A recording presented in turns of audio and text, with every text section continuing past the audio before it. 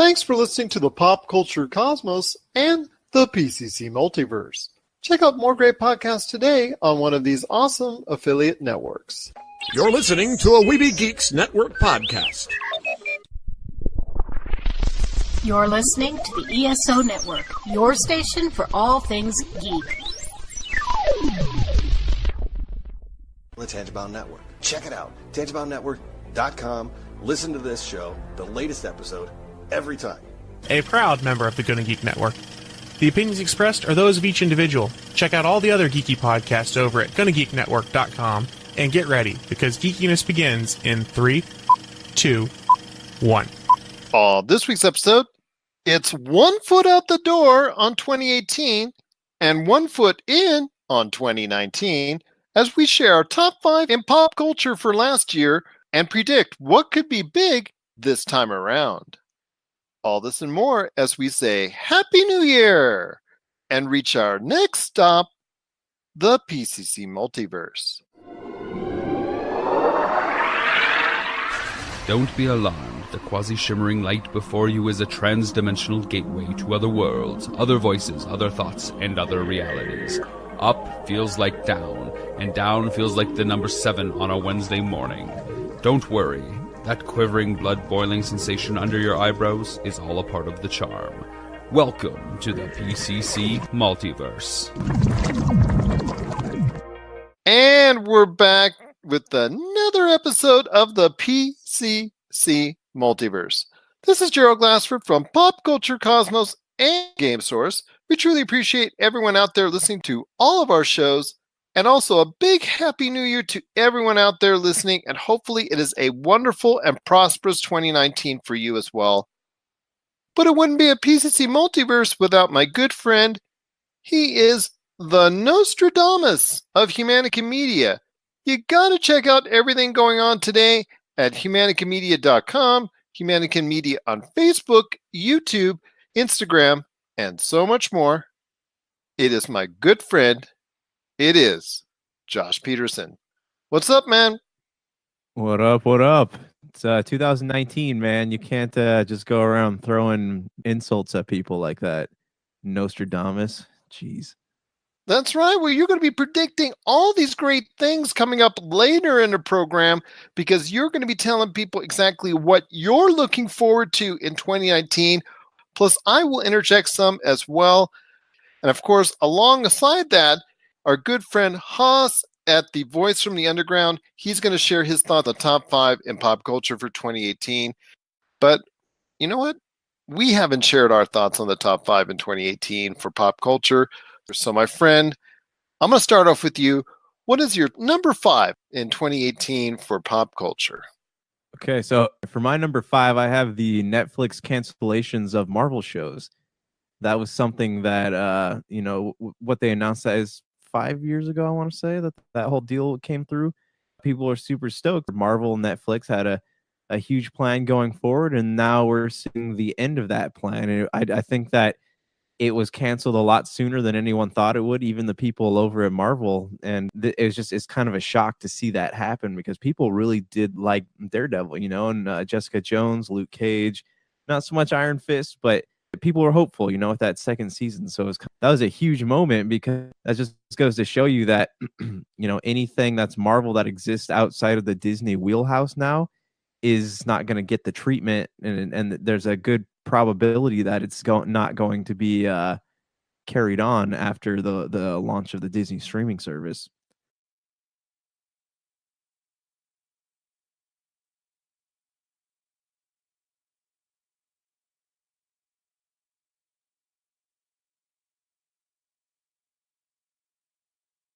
Debuting on the 18th, and that is The Punisher. He still has there's still a season 2 for that program starting on January 18th. Right, and allegedly there's a season 3 of Jessica Jones coming out, but I guarantee you, I mean, that's going to be my top 5 predictions for 2018. But I'll give you a little spoiler. I guarantee you that after each of these new seasons premieres, Netflix are going to announce their cancellation. My number 5 is the true power, both negative and positive, of social media. We've seen it time and time again when there's good word of mouth on a television show, on a movie, on a video game, gets that word of mouth going, gets that popular thing going as far as on Instagram, on Facebook, on YouTube, on Twitter, of course. It starts spreading like wildfire and really gets a lot of pub for a lot of great things that are going on. The negative side, however, is that with a lot of our social media presence, we've also seen, especially Twitter, has been really harsh to a lot of celebrities. We've seen what happened to Kelly Tran with Star Wars The Last Jedi, a lot of feedback, unfortunately, coming her way, which was unwarranted. And we've actually seen that recently with one of the stars of Black Mirror Bandersnatch, Will Poulter, who has been in several movies already. Will Poulter is getting a lot of flack because of his different look playing a 1980s game developer. He's getting a lot of flack off it, and he's had to leave Twitter because of it. So it's kind of disappointing how powerful social media that it can be for good, as far as supporting charitable causes, supporting causes that are really noble and really helping out things that really need to be helped in pop culture, but also turning a dark side, just saying inappropriate things on Twitter and other social media posts from Instagram, Facebook, what have you, that are very regrettable. And a lot of times they've also been career ending or career threatening as well. What is your number 4? What is your number 4 on your pop culture top 5 for 2018? Roseanne Barr getting axed from her own show. That was a pretty big thing because that was the first time in a sitcom the main character has been kicked off for saying something that people did not like off of the show, and then had the show carry on without her. And I honestly do not doubt that it's going to be the last time either. We're probably going to be seeing more and more of that, again, thanks to social media and people who say things who shouldn't be saying things. I can think of, one person in particular, our commander-in-chief, who has a Twitter account. But yeah, Roseanne Barr getting axed from her show. That's the first time I've ever seen that. And whether or not it's working out, I don't know. I don't know how the ratings are. You talked to Jessica Boggs about that kind of thing, but it's just interesting because that was the first time I've ever seen anything like that. But you're right. It goes back to what we're saying about social media and how social media presence can really be a negative in so many different ways. And especially when it comes to the case of Roseanne Barr, with her spewing out whatever negative thoughts she was thinking, that, you know what, hey, if you're going to say that stuff, you better be prepared for the consequences. And unfortunately, I don't think she was prepared for the consequences, but life and ABC has moved on without her. They're doing still good numbers for the Connors. I believe it has been renewed for another season. So, you know what? You say those type of horrific things on Twitter, it's always going to come back on you, and it comes back onto you quickly when it concerns social media. My number 4 is Toys R Us closing. And to me, it's like losing a part of our pop culture history. And, for me personally, and I know for you personally as well, it's almost like losing a part of your childhood. Yeah, it was. I actually tried to catch some of the clearance sales going on at Toys R Us, and it was all picked over because the moment they announced they're closing down, people were lining up outside the stores and showing up at them, trying to find out when the clearance sales were. But I was talking to my mom the other day, and we were reminiscing about how, because I'm on a Sega kick right now, and she used to asking me if I remember when she took me to Toys R Us as a kid, and you go and they have like the Sega and Super Nintendo games hanging from the flaps. You go and you pick out the coupon, you take it up to the corner or to the register in the front. They give you the game. She's asked me if I remember that. And I'm like, yeah, I remember Toys R Us being notorious for having like the flaps open. And you go and ask for the game, and they'll be like, "Oh, we're sold out," and they never bother to take the little slips out once a game is no longer available. Always irks me. So you think it's okay that they closed? No, I'm not saying that. I just, I have good memories and I have bad memories, but they were the last place really that you could buy specialty toys. Target has a toy aisle, Walmart has a toy aisle, but they didn't have the selection or the variety. Now you have to go to find a lot of stuff. Say you want a special Lego, you got to go to like a Lego shop, or you got to go to somewhere that specializes in collectibles. You can't just or online. Or online, yeah. But I mean, that's the thing, though. Even with, I think we talked about this before with action figures. Like you go and you buy action figures, they come in like 6 different sizes now. You don't know what size you're getting. You're not holding the product. You don't know what it's made of. You don't know how flimsy it is. And that's the great thing about Toys R Us, is that you can pick it up, you can see what else was available, flip it over. You're like, oh, cool, there's a green Power Ranger. You can, thumb through the rest of the Power Ranger toys to see if you can find that one. That was a good experience, and you can't do that anymore. And it kind of bums me out. Well, I know you're very sad about it. I know I'm also very sad about it as well. I was just kidding about what I was saying earlier. I know you're very disheartened by the loss of Toys R Us, because for you and I, that was something that was part of our lives for so many years. And it looks like at some point in time in 2019, this should go on the predictions, but this is something that probably is an easy prediction, because it's looking like it's near the end for something like Sears, Kmart, possibly even JCPenney. Those stores that are leaving, and I'm very sad that they're in the condition that they're in. And I do have memories of those stores, but I don't have as fond of memories as I do of Toys R Us.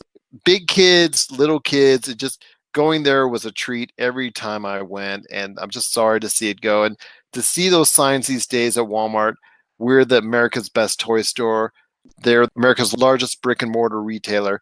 When you say you're America's best toy store, I still think it's kind of like a backhanded smack at Toys R Us now that they're gone. Am I wrong in saying that? They don't have that big of a toy selection. They just have a lot of edited CDs. Fair enough, my friend. But still, it's a very sad time for all of us when we realized Toys R Us would be no more, and the revival that tried to happen didn't happen. We'll have to wait and see if there's going to be something as far as a reprieve for once retail giants like Sears, Kmart, JCPenney, but in the online age that we now live in, where Amazon.com, Walmart.com, and so many other .coms have reigned supreme, it's going to be very hard for the brick and mortar stores that we remember from the past stay alive. And there's going to be more Toys R Us's like that in the future going forward that's going to shut down for good. Looking for an edge the next time you take on your favorite video game? Then check out Vitabrace High Performance Gamer Wristbands. Packed with the power of fruit seed oil, Vitabrace is clinically proven to help improve performance, giving you a better gaming experience. Head to miraclefruitoil.com and use the promo code MEDIA10 to get $10 off your Vitabrace purchase. Whether you're looking to beat the time on your latest speedrun or are fighting your way to the top on your favorite multiplayer or battle royale, Vitabrace can help you reach your gaming goals. Buy Vitabrace today at miraclefruitoil.com. That's miraclefruitoil.com. Vitabrace. Win with it. What's your number 3, my friend, in the pop culture top 5 of 2018? I think we kind of have one of the same ones here. I got Avengers Infinity War. That was one of the biggest pop culture events at least in my eyes, since, for as long as I can remember, since Iron Man. But this was a lot bigger than Iron Man. This was the first time so many different diverse people came together to see this movie, and everyone was all on the same page about it. No one walked out of the theater going, man, that was a crappy movie. Everyone walked out like in awe of this film. They were emotionally struck by it, and people talked about it forever. It spawned a whole outcropping of memes on the internet for months after that. Like, it really, in all aspects, was a cultural phenomenon. I agree with you wholeheartedly, my friend. Number 3 is also for me Avengers Infinity War, because for me, it felt like it made a 10-year investment in the Marvel Cinematic Universe totally worth it. It cashed in on all those things that we were experiencing for the story arc for 10 years with Marvel, and it paid off in spades. The Russos did an outstanding job. That's why it was the number 1 pick for you in 2018 and the number 2 pick for me in 2018. If you want to check out the rest of our thoughts on the top movies of 2018, that's on the Pop Culture Cosmos that we had that aired and dropped on Monday, if you want to check that out on our podcast channels. But it totally was worth the investment of 10 years of Marvel Cinematic Universe movies. Did not let us down, and I'm looking forward this year to Endgame to just wrap it up in a nice, neat little bow. In fact, I'm also encouraged to see what's going to happen with Captain Marvel and how that ties in just like a little bit of more of icing on the cake when it comes to the whole 10 years of the Marvel Cinematic Universe. Number 2, my friend, what is your number 2 in pop culture for 2018? I got the release of Red Dead Redemption 2. This was everybody was talking about this game. Like, this was something that even non-gamers went out to play because they want to be a part of this conversation. I didn't like it, and that's on me. That's me. I like the first one, didn't like this one. There's just this idea of diving into a 180-hour game that I didn't want to invest in. But yeah, this was kind of a big thing. Like, and people are still talking about whether or not journalists were paid to say that the game was good. So I think in gaming, like this was the Avengers Infinity War of gaming, Red Dead Redemption 2. So I haven't played it yet. I've talked to a lot of people who have played it, and they seem to like it, but this is the first time that I've talked to people about a game, and these people have no experiences in gaming whatsoever. They just went out and bought these consoles and these games to be a part of the conversation. So I think that's huge. I'm going to disagree with you on that because I thought there was one bigger note in video gaming as far as the cultural phenomenon and the social relevance and all that is concerned. I think there was one game that touched on our society a little bit more than Red Dead Redemption 2. And in fact, the number 1 video game sales of the year, I think, still goes to Call of Duty. Black Ops 4 still made it out of the year as the number 1 best-selling game of the year, ahead of Red Dead Redemption 2. Be that as it may, I think it still was a very, very good year for Rockstar and Red Dead Redemption 2, but it's still not approaching anywhere near the numbers of what GTA 5 did, which leads me to believe people have still a greater affinity. However great affinity they have for Red Dead Redemption, they still have a much greater affinity for the GTA series. That's why, to me, I think it held the number 2 position for sales for the year of 2018 in video games, and not the number 1, which I think Rockstar may try to tell you and try to spin it as something positive, but I still think it's something negative when Call of Duty Black Ops 4 is still able to beat it worldwide in sales for 2018. Yeah, but I mean, I'm not talking about sales. I'm just talking about people who I know don't play games going out to buy Red Dead. Like, this was the first time that I had ever encountered something like that. And people play Call of Duty all the time. Like, that was just that's one of those franchises. But like, this was kind of a big deal. And sales aside, it was just I'm just saying it's the first time I've ever encountered that situation. Well, actually, my number 1 is going to include that type of situation because I'm seeing people from all different walks of life experiencing that. So I'm having the same experience with another game that you are with Red Dead Redemption 2. I actually have got Red Dead Redemption 2 back at my office. I'll tell you what, it's actually, for me, something that, you're right, it's going to be a big experience. It's drawn out. It's a long game. It's got its multiplayer now. It's going to be a great, vast experience that's out there for many people who are playing it. Rockstar should not be ashamed of it because I think it's a great success. Is it the big success that they wanted it to be, like GTA 5? No, not quite. But according to Josh right there, with the feedback that he's getting and the people from different walks of life that are now trying out Red Dead Redemption 2 because they just heard about it, it was going to be something big. Definitely, it's a good choice at your number 2. So my number 2 is Black Panther, being the socially relevant event that so many of us had hoped for. I think when I talked to Haas and TJ, the voice from the underground, as you'll hear Haas coming up here in a minute, and as I spoke to TJ when he gave his review earlier in 2018 on our Pop Culture Cosmos show, these guys and so many other individuals out there just were blown away by Black Panther. Just the fact that it's now being considered for an Oscar, Golden Globe, all these other awards, it's great for Marvel from a superhero standpoint.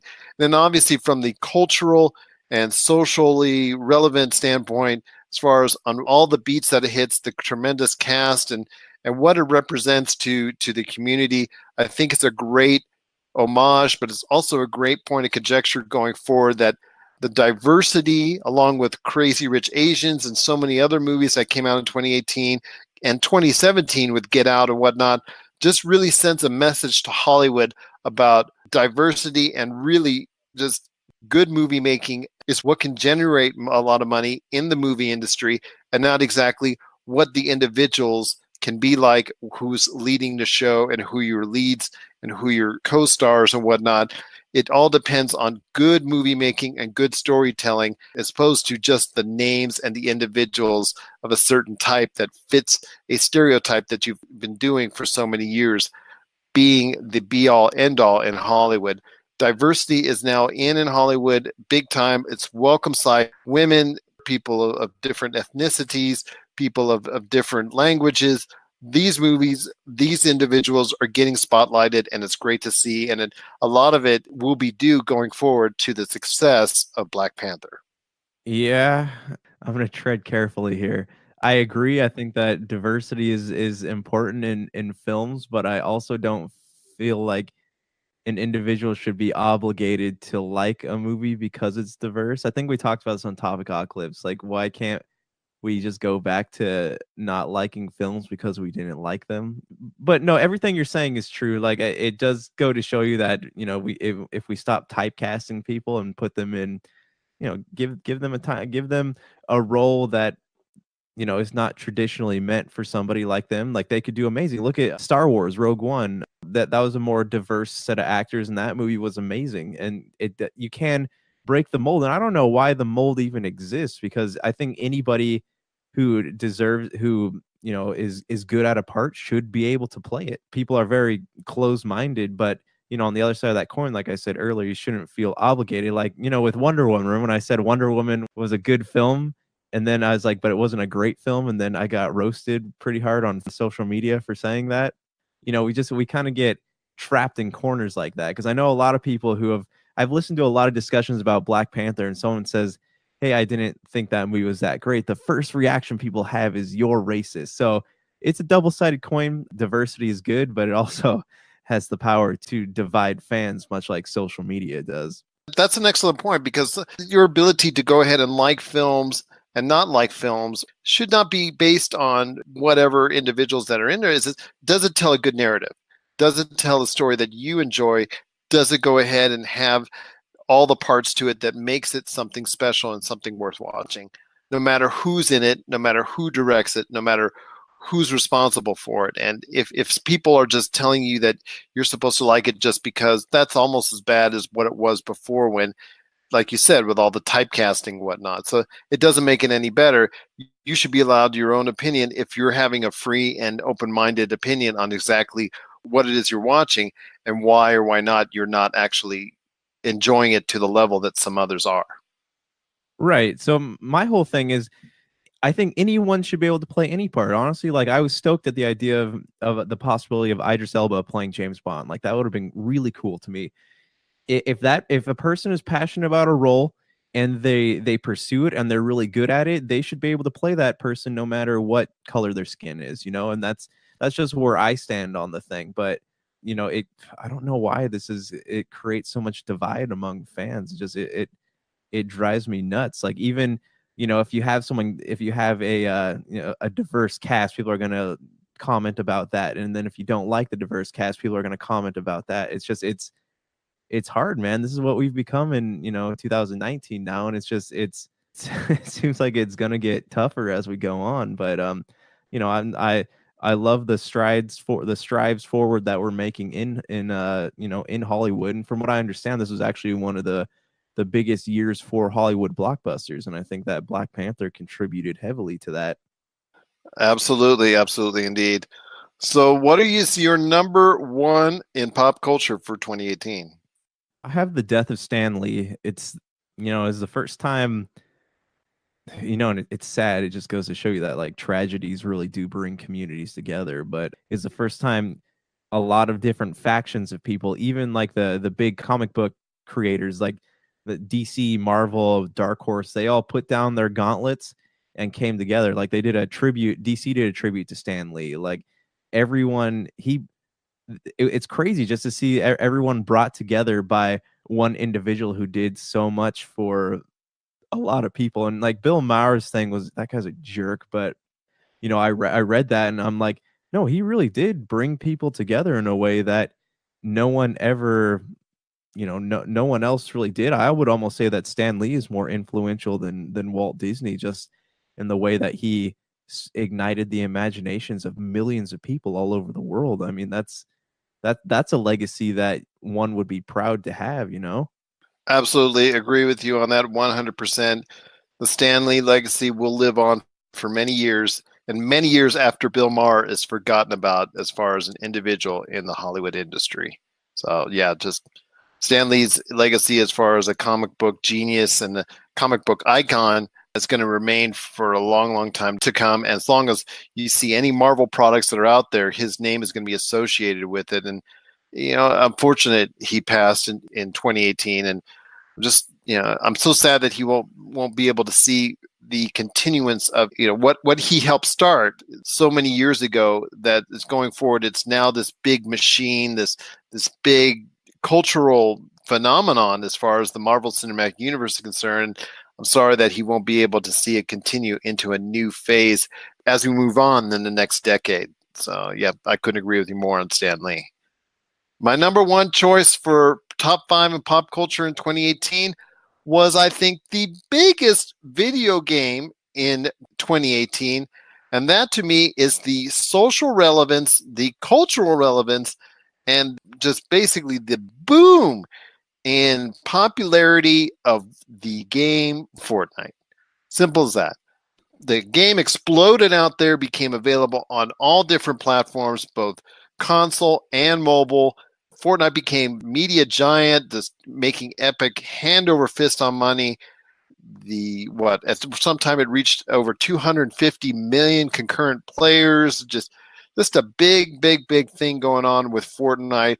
Became so socially relevant, became all over just television, streaming channels. Ninja became a celebrity, dealing with all these other celebrities, all these pro athletes and movie stars and TV stars wanted to go ahead and get involved with the game, do streaming of the game, doing events with the game. Fortnite became this Fortnite for all ages, from below 10, 7, 8, 9-year-olds going on up, just became so involved with the game, buying the merchandise, boys and girls, men and women, just all interested in it. I mean, we saw when we were doing the charity event at Retro City Games just how much of an influence Fortnite has, people going ahead and wearing the merchandise. Halloween, it was the biggest seller out there. And the item for Halloween that was most requested was Fortnite material. I mean, to me, there was nothing bigger in 2018 from a pop culture standpoint than Fortnite. Yeah, they did a great job of bringing communities together that would never have really come together through other games. Like, you have people of all different backgrounds and ethnicities and ages and genders. Like, it's crazy how many people jumped on this. And because this isn't one of those games you can sit there and mindlessly play, as we saw at that tournament down at Retro City Games. Like, this is something that takes a lot of focus and skill. So it's I don't know, it's so interesting to see something that, I guess, complicated, bringing so many people together. And it's of various ages too. We're talking about from the very young, and especially caught on with the younger crowd, but also to an older crowd as well. Right. Yeah. And it's cool to see, because with video games it just goes to show the power of video games to bring people together. And Fortnite, kind of tapped into that in a way that no one else really has. And I think that this could be a cool thing going forward, just to show that the potential is there. And it would be a good marketing idea to kind of figure out how they got it. And that doesn't mean just create more battle royale games. It means figure out what it is about battle royale games and try to apply it to other forms of gaming. Or what it is about Fortnite that made it so successful, and try to go ahead and duplicate that with other video games down the road. You're right. Absolutely right on that. What are your top prospects in pop culture for 2018? What are your top events or top news items that you think were the biggest things to hit pop culture in 2018? Share us your thoughts, popculturecosmos@yahoo.com. Also as well, Pop Culture Cosmos, Humanica Media, and Game Source on Facebook, Twitter, and Instagram as well. Well, coming up next, we've got Haas from the Voice from the Underground. He's going to share his thoughts on the top 5 of 2018. And then after that, we'll close out the show with some quick predictions for 2019. This is the PCC Multiverse. McCallum Films is back with a vengeance. Power of Grayskull, the definitive history of He-Man and the Masters of the Universe, which chronicles the ultimate 80s billion-dollar franchise, Masters of the Universe. See exclusive interviews and hear untold stories from the people responsible for creating the world of Eternia, a place full of magic and science, and learn about the craft of creating action figures and animation. Power of Grayskull is just one of our many projects at McCallum Films. And we're back to the program once again. It's Gerald coming right back at you here. We just truly appreciate everyone that has been inputting their top 5 in pop culture for 2018. We've assembled some of the best podcasters from around the world to give their thoughts on the best things that have intrigued them and fascinated them, excited them over the course of 2018 when it comes to pop culture. But I cannot have a list and I cannot have a group of podcasters come together with their thoughts on the best in pop culture of 2018 without one of the 3 guys that are out there that make up the voice from the underground. You got to catch their show today on Spreaker, also as well, Apple Podcasts, iHeartRadio, and so many other different outlets. It is my good friend, and he is definitely one that I want to hear exactly what he thinks when it comes to the top 5 of 2018. It's Haas from the voice from the underground. What's going on, my friend? Joe, how's everything? Everything is great here. It's been a great month listening to not only your cohort in crime, Mr. Dutch. He's already weighed in with his thoughts. I'm sure. And I know you're going to be excited to hear that. I want to hear you, my friend. What are your top 5 when it comes to pop culture in 2018? It's funny. I've got a range. I've got a couple of items from very early in the year, and I've got a couple of things here in the last couple of weeks.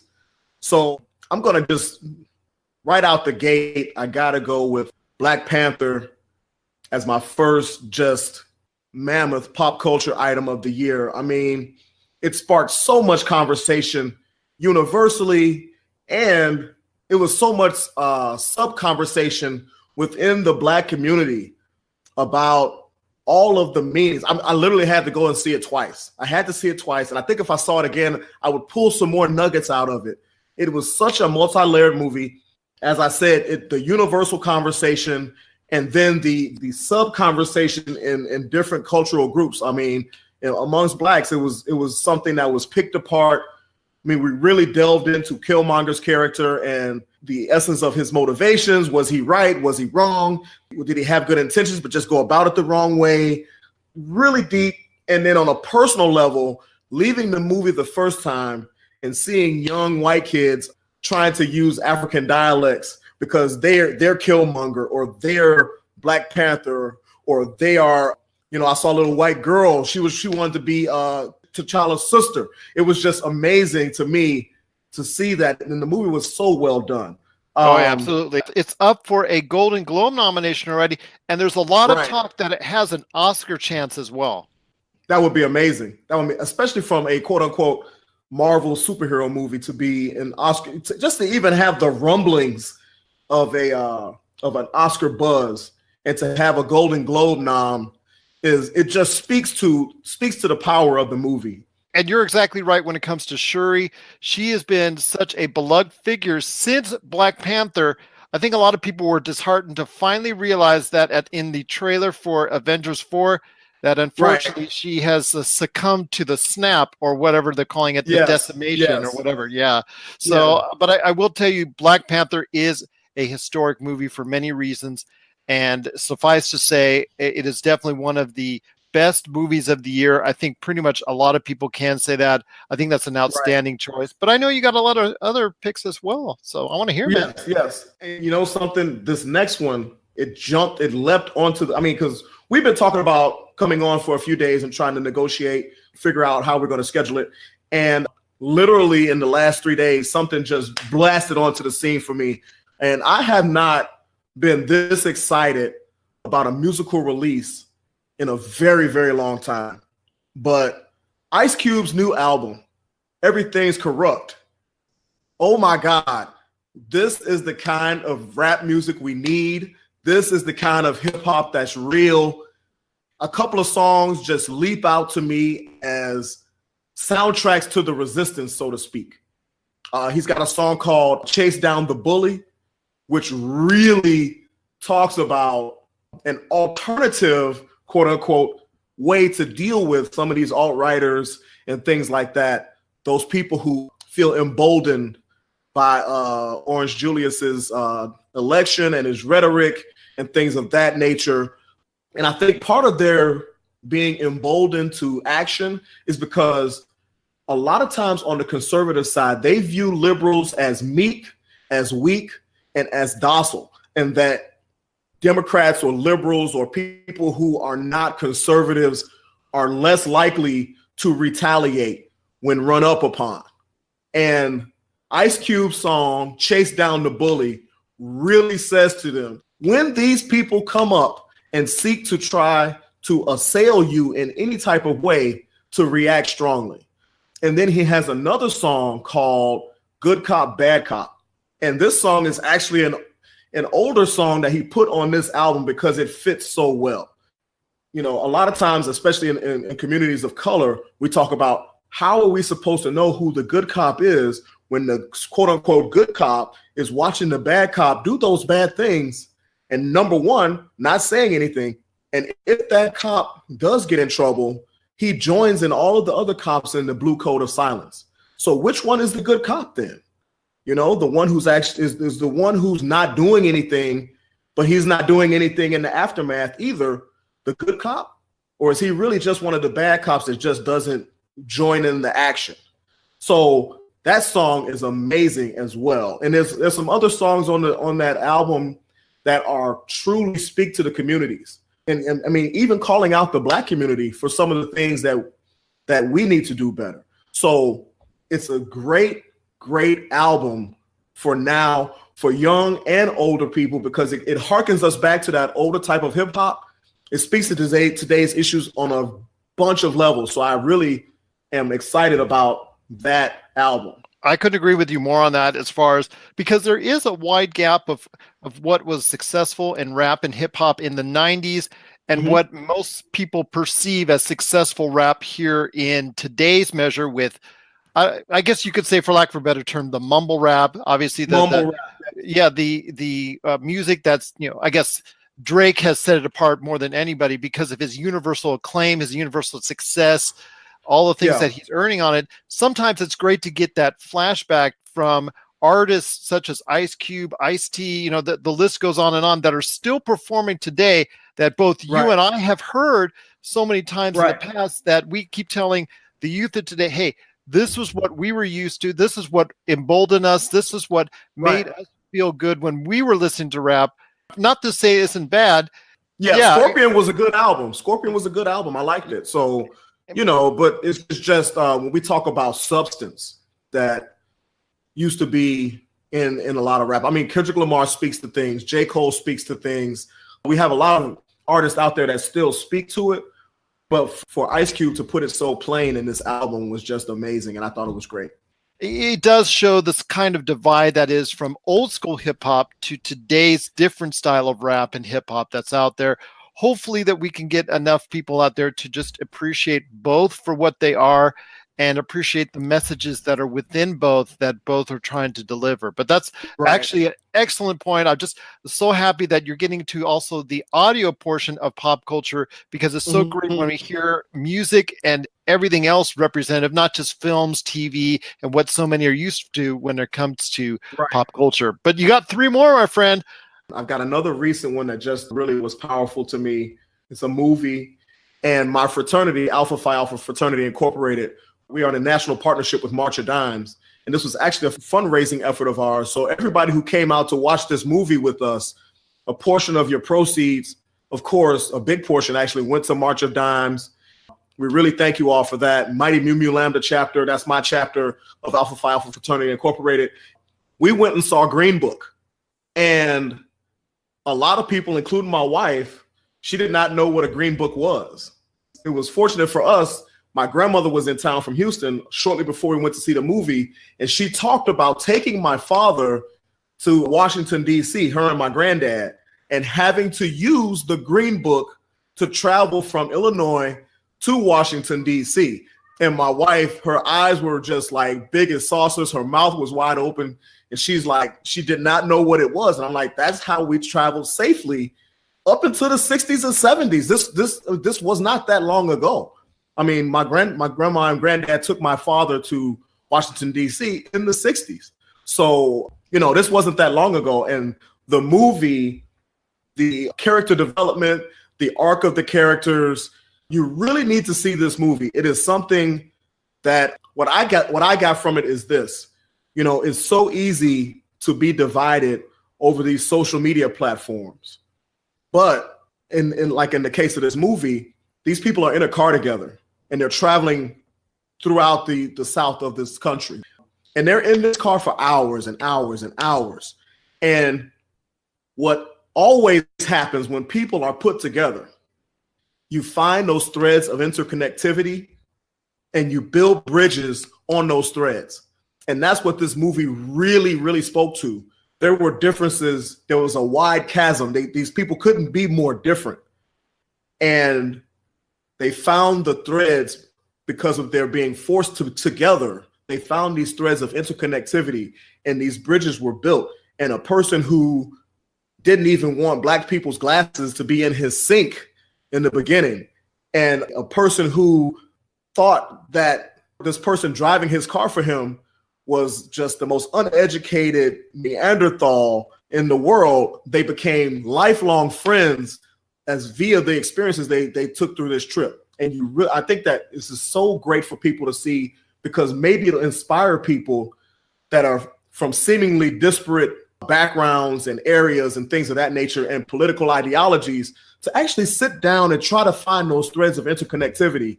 I think this movie could be a good inspiration for that. And speaking to that, in the theater with us were so many non-persons of color in that theater to watch that movie. And I thought that was very inspirational and very hopeful, because I just felt like, well, if we got all of these people coming to see this movie, maybe there is some hope, because maybe some people came to that movie because their wife or their husband forced them to. And now they'll have some inspiration to maybe open their palm a little bit and reach out instead of just being so quick to type something or to ball a fist. Mahershala Ali, I'll tell you what, since Moonlight, he has burst onto the screen out there. Yes, He's doing True Detective. He's doing Alita Battle Angel next. He's done House of Cards since then. I'll tell you what, his career is skyrocketing, and obviously he's backing up with performance after performance, and his performance in this one should not be understated in the slightest whatsoever. Right. He's come a long way since Predators. Believe me, I sat through that one a long time ago when it came out. And well, okay, that's another story. Let's just go somewhere else. Let's go somewhere else. Okay, I've got two more. Here. We're on the best of 2018 here. So I'll tell you what, I've got two more. You got two more, so lay it on me, man. Yes. What's up? And you know something? These last two, what's funny is they kind of parallel each other. So the first is the continuing conversation that is being had about Colin Kaepernick taking a knee and peaceful protests against police brutality and systemic inequalities and things like that. We've continued in 2018 to have deep, meaningful conversations, both in people's homes, on social media, and in the media, print, digital, television, regarding this issue, regarding Colin Kaepernick, regarding the issues of police brutality and systemic inequalities and things of that nature. And the staying power of these conversations is something that should be acknowledged, because when he first took that knee in 2016, many people thought on both sides of the issue that it would just go away. And they thought it would fade into the background, and they thought that it would be over with. And sure enough, here we are 2 years later, still having these conversations. And I know personally, from personal experience, that through having these conversations for this length of time, there are people whose minds have been changed. Those conversations from what Colin Kaepernick has done. And I think that staying power regarding what he's done and the continued blackballing of him by the NFL is going to put him down when history looks back as one of the transcendent historical figures of our time. But you've got one last. I got one more. Got one more. And this one is a little political, but it's on the hilarious side of political. And once again, it speaks to the longevity. The SNL cold opens are still killing. They are still so funny. They are still so relevant. And part of that is, I guess, SNL and the writers and everybody, they constantly get so much fodder to pull from. It was still funny. I'm not tired of it because it's not like they're pulling old information and trying to retread it and make it funny. This is stuff that's happening week to week, day to day, that they are making light of it. In the black comedy circuit, it is said that what we're doing is making fun of our pain a little bit, laughing to keep from crying. And what SNL is doing is basically, hey, let's laugh at this to keep from crying. Let's laugh at this to keep from screaming out in frustration. Let's laugh at this to keep from pulling our hair out. The longevity of the relevance of those cold opens is still something that, I mean, because people still talk about it on Sundays. People still talk about it on Mondays. So I just think that was one of the great things about 2018 as well, is that, those things didn't get stale. Well, that's a great list right there for you, my friend. But I've got one last question for you. Why is The Voice from the Underground the podcast you want to listen to for everything out there when it comes to pop culture, political discussion, and a whole lot more?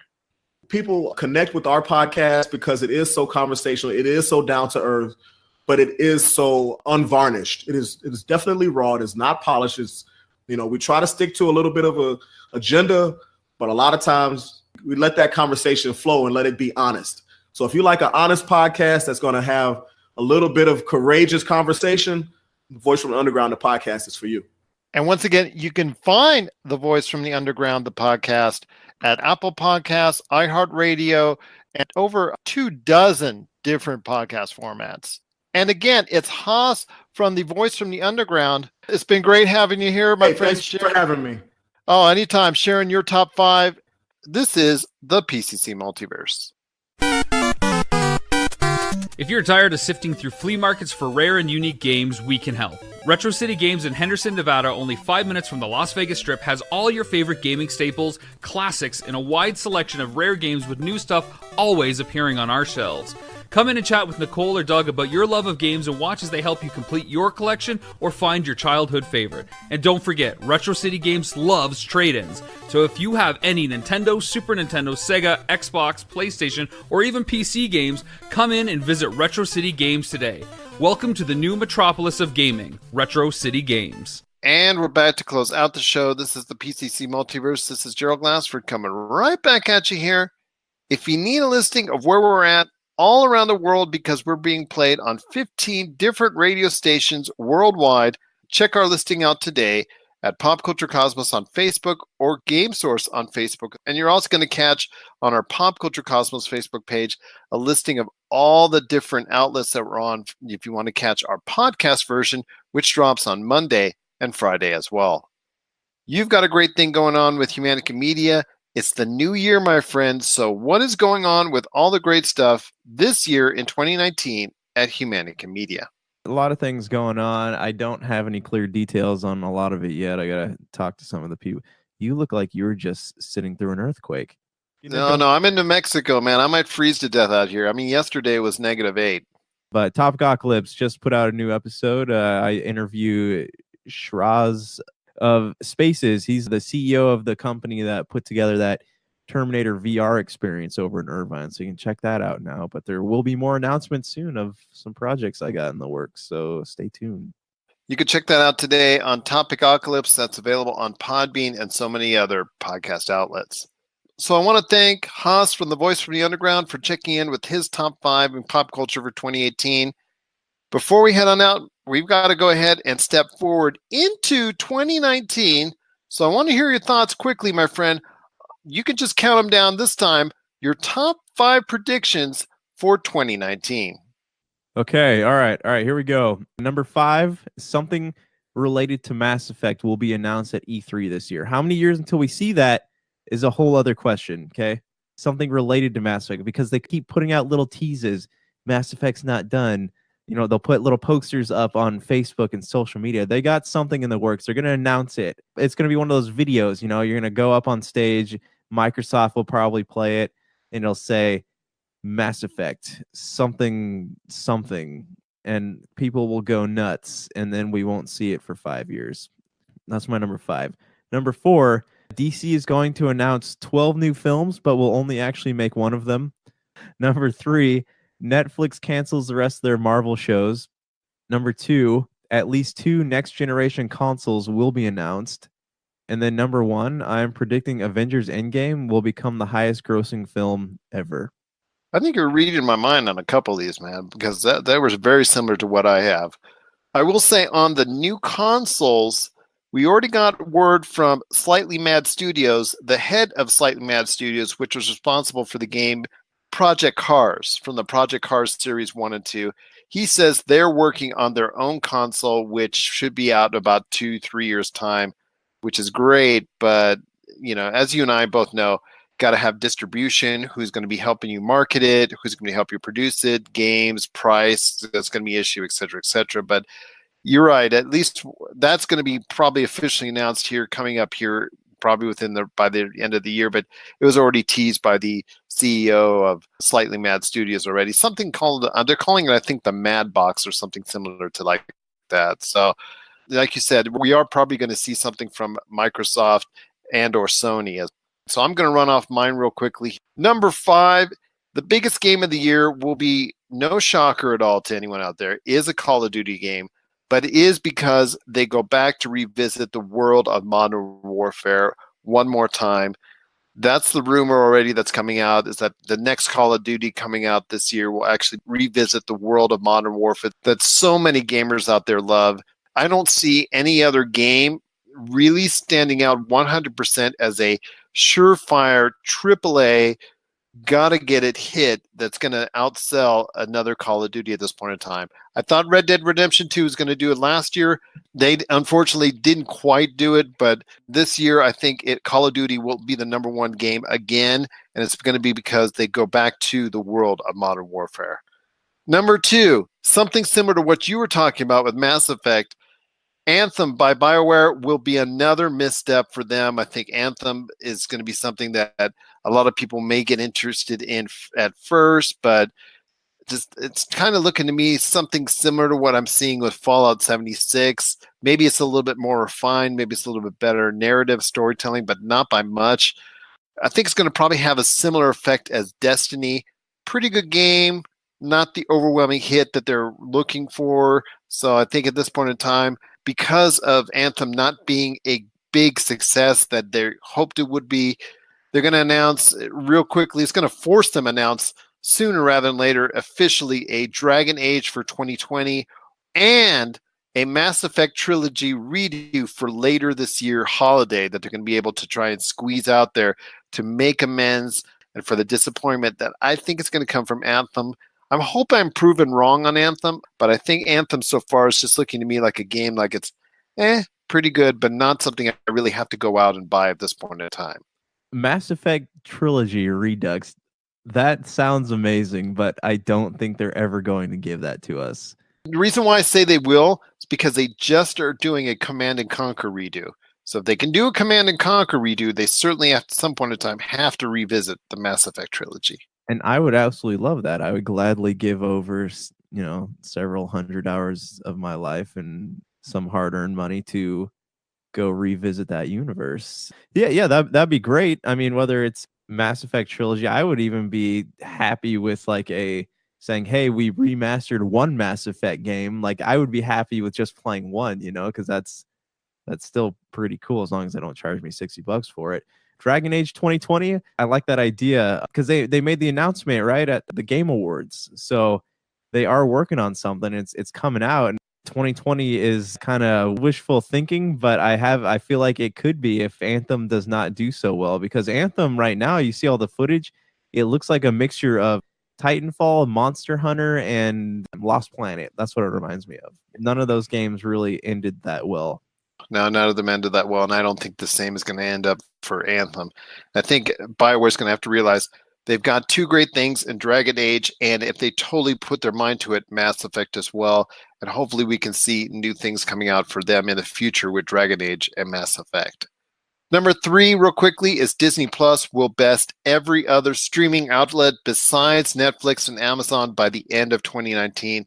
I know that's not too difficult a task. I mean, maybe Hulu, a couple others, maybe CBS All Access, maybe still might outshine them as far as total viewers, but I think there'd be such an influx of people that want to go ahead and buy the Disney Plus service. I really think by the end of 2019, even though they're not going to be up and running until later this year, that they're going to go ahead and have still that amount of time to go ahead and garner that many subscribers to the service and be able to go ahead and just be that number 3 right away, right out of the box. And by the end of 2020, you never know, they could be almost at or near or could be even right at that level with Amazon and Netflix. Number 2 for me is at least one of the DC movies, getting back to what you were talking about, will again bomb this year. It's going to be one of them. My best bet on bombing is probably the Joker origin story, but Shazam and Wonder Woman 84 and the Joker origin story are the 3 DC movies that are for sure happening and coming out this year. So I know at least one of them will tank, if not 2 of them, which will cause another restructuring of the DCEU. So at this point in time, I'm still kind of trepidatious when I talk about Warner Brothers, when I talk about the DCEU.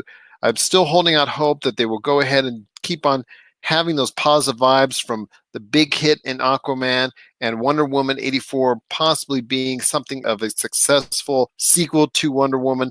But yeah, I know at least 1, if not 2, the DC movies this year are going to tank. I think that's just going to cause more panic at Warner Brothers.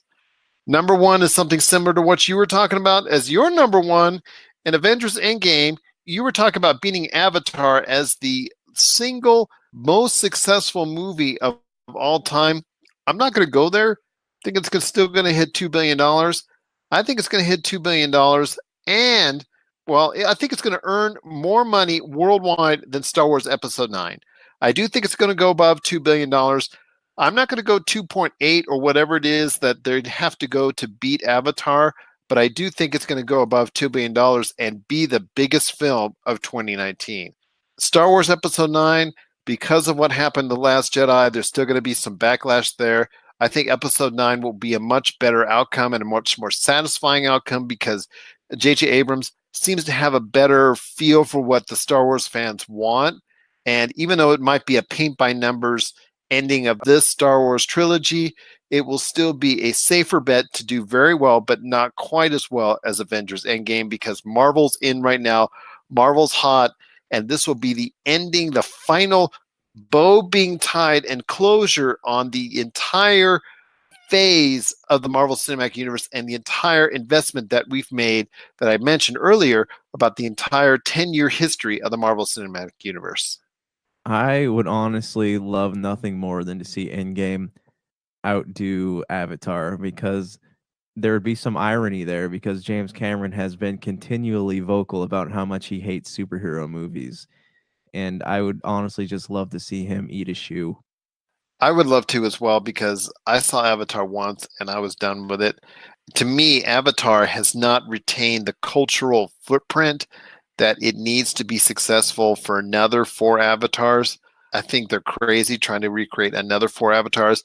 I think you're going to see a lot of declining and residual lessening returns on the Avatar series when number 2, number 3, number 4, and number 5 come out. But you know what? They've already hooked him on it, and he's filming them now, so more power to him on what he can do. And we'll talk about more of that when Avatar 2 finally hits the big screen. So at this point in time, I will tell you Avengers Endgame will also be a big hit and be the biggest hit of 2019. It will beat Star Wars Episode 9. Will it beat Avatar? I hope it will.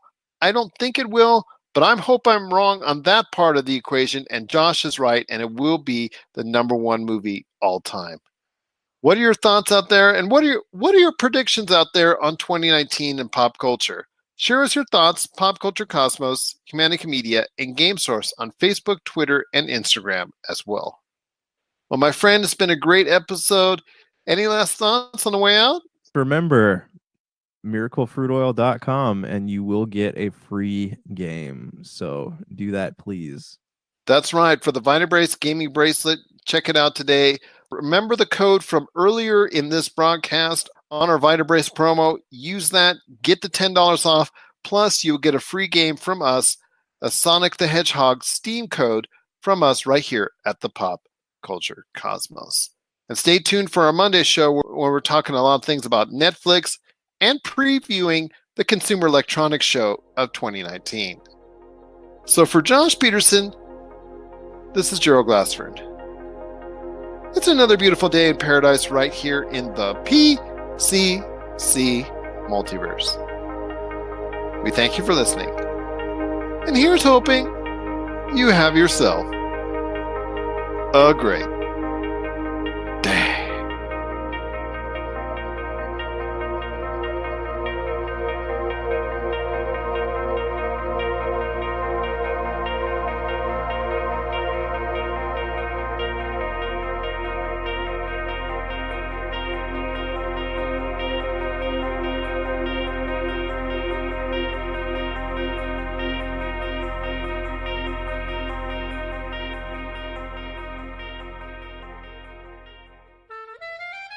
Did you know the ESO Network has a brand new Patreon? That's right, we're asking for your help and you could do it for as little as $1 a month.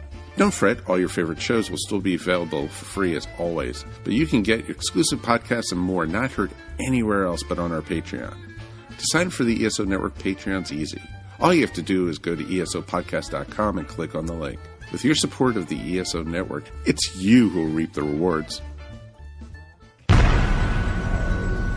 This has been a broadcast of the ESO Network. Be part of the crew and help support our shows by donating to our ESO Patreon or by shopping through Amazon.com or the TeePublic store, which can all be found at www.esonetwork.com. The ESO Network, your station for all things geek. Tangent Bound Network. Let your voice be heard. TangentBoundNetwork.com. Thanks so much for downloading the Pop Culture Cosmos, and stay tuned as more great podcasts are on the way. Thanks again for listening to us here at the Pop Culture Cosmos.